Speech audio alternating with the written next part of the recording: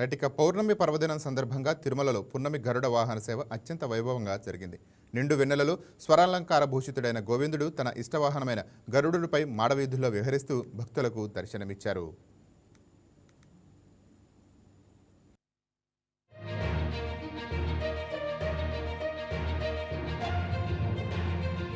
వేలాది మంది భక్తులు గోవిందనామ స్మరణలు, మంగళవాయిద్యాల మధ్య స్వామివారి ఊరేగింపు కోలాహలంగా సాగింది.